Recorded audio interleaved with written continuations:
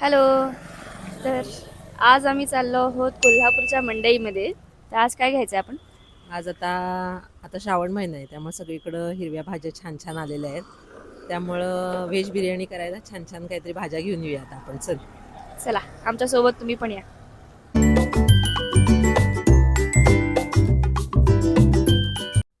खरं सांगायचं तर हा मंडईचा ब्लॉग करायची आयडिया माझ्या आईची होती. कारण कोल्हापूरच्या मंडईत ताज्या आणि फ्रेश भाज्या मिळतात. ही कशी? कढीपत्ता आणि मिक्स मिक्स मिक्स भाजी घ्या. हा? हा.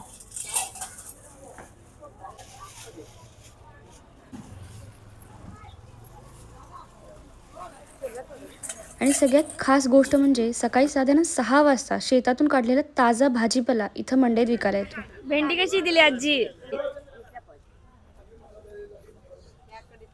10चं बस ना आपल्याला मग. आणि थोडीशी घाला फार तर.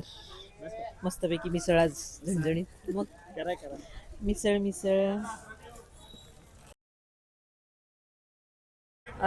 हे घ्या मोडाचे पैसे. नंतर देऊ, येताना देते. चालतं. हा बघा तिकडं बघा. फुलं घाला.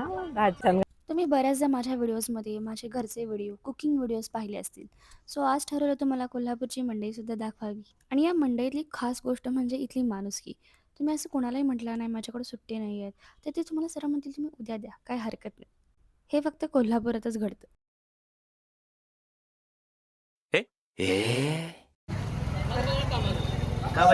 मस्त ताज्या हिरव्या भाज्या शेतातून.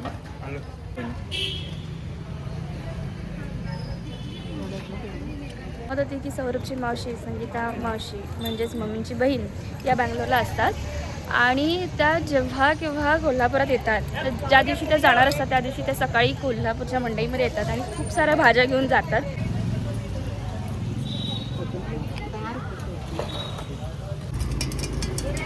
मावशी कशा कशा दिल्या भाज्या? ही 20 रुपये, ही 20 रुपये, ही 10 रुपये. फायनली आमचा ना खास आम्ही कापडी पिशवीच घेऊन येतो, कधी प्लॅस्टिकचा वापर करत नाही.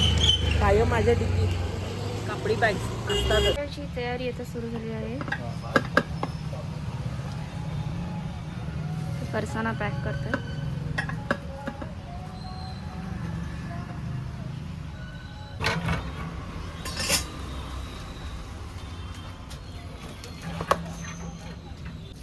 तुमच्यासाठी स्पेशल कोकणा आणलेला. माझ्यासाठी मग कुणासाठी? माझ्यासाठी.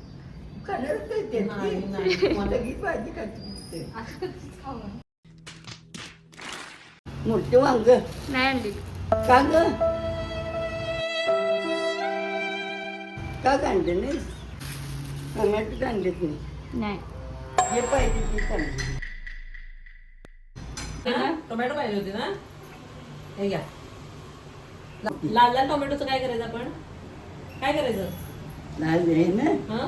Soup soup. हा. वा वा. सूप तेच करायचं. माझ्या सासूबाई सांगताय सूप मध्ये ब्रेड क्रम्स तळून घालायचे. टोमॅटो तरी चालेल, पण ब्रेड क्रम्स पाहिजे. दोघींना काय काम नाही, दिवस सुचत नाही. एक दिवस जाणार नाही. तुमच्यासाठी छान फ्रेश भाज्या घेऊन आलो आम्ही. मिसळ पाव छान लगता है. कौन खाना तो बुरा नहीं होना. क्या बोला तूने? मिसळ पाव गर्दी केवढी ते माहिती आहे ना. कोल्हापुरात गाडी आपण खायचं. मी करून देतो तुझे पैसे. हॅलो, आम्ही आलेलो हा मंडईमधनं आणि आता आम्ही नाश्ता करतोय. आणि आज मी नाश्त्याला बनवते दडपे पोहे.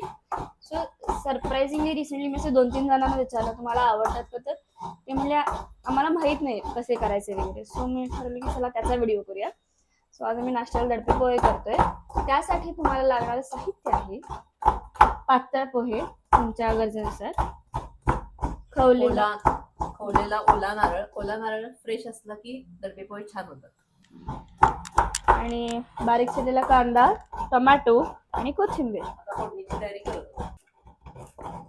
आम्हाला कमेंटमध्ये सांगा तुम्हाला ही रेसिपी ऑलरेडी माहीत होती का तुमच्यासाठी नवीन आहे. आणि जरी तुम्ही ट्राय केली आमची रेसिपी प्लीज आम्हाला कमेंटमध्ये कळवा की तुम्हाला आवडली का नाही.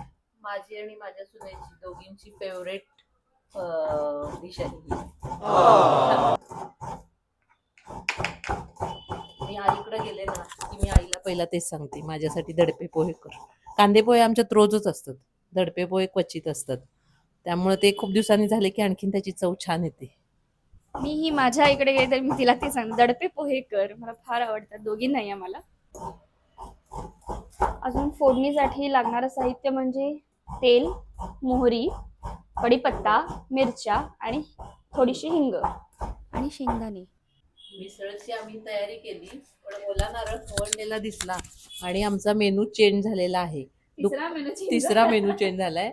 आता दुपारी मिसळ होईल बहुतेक करून. आता तरी नाश्त्याला ओला नारळ दिसल्या दिसल्या दडपे पोह्याची आठवण आली, त्यामुळे आम्ही लगेच दडपे पोह्याची तयारी करत आहोत. हे डेली व्लॉग करणारे लोक कसे करतात रोज, मला खरंच प्रश्न आहे. कारण की मी वीकली व्लॉग करते तरी पण मला तो व्हिडिओ काय करायचा सुचत नाही किंवा एडिट कधी करायचा.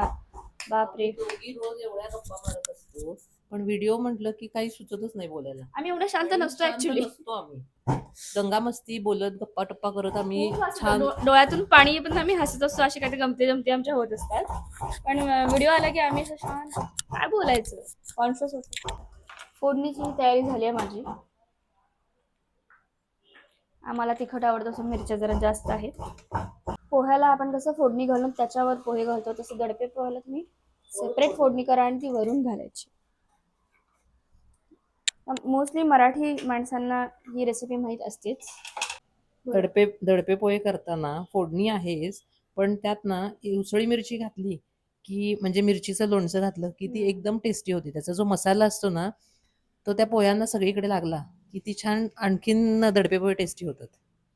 आमचं सिक्रेट लोणच्याची चव, त्यातलं आंबट गोड असं ते खारची चव लागते त्याला. टोमॅटो जर नको असेल आपल्याला, ऑप्शनल आहे, तर आपण लिंबू पण पिळू शकतो. असं काही नाही टोमॅटोज घालायला पाहिजे.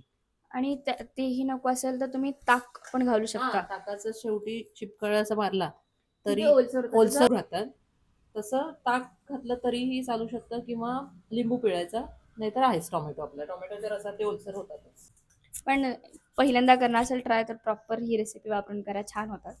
आता प्रत्येकाची रेसिपी थोडी डिफरंट असते, आमची ही आहे. हळद, फोडणी झालेली आहे.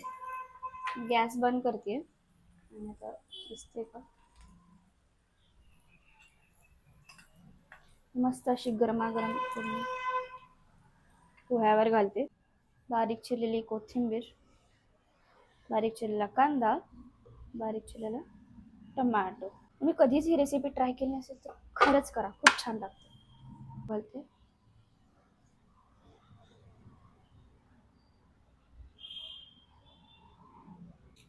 मीठ, साखर आणि मगाशी सांगितल्याप्रमाणे हे मिरचीचं लोणचं आहे. दडपे पोहे तोंडाला पाणी सुटलेलं आहे तिथे. आपण डिशमध्ये घेताना आपण वरून खोबरं कोथिंबीर घ्यायची. आता मी कोथिंबीर यात मिक्स केलं, तुम्ही वरून घेऊ शकता डेकोरेशनसाठी असू देत किंवा वरून कोणाला आवडत असेल तर वरून पण चालते. आणि मस्तपैकी घ्यायची आणि चटपटीत खायची. चला खाऊया. आमचे दडपे पोहे झालेले आहेत, आता खातो. फायनली अशा तऱ्हेने मी आमचा हा व्लॉग संपवते. तुम्हाला आमचा व्हिडिओ कसा वाटला आम्हाला नक्की कळवा. रेसिपी ट्राय केली तरीही सांगा, आणि जर तुम्ही ऑलरेडी ट्राय केली असेल तर तुम्हाला आवडते की नाही हे कळवा. आणि लाईक शेअर आणि सबस्क्राईब. बाय. फिल्टर्ड आयशू आणि इंस्टाग्रामच्या पेजला पण फॉलो करा.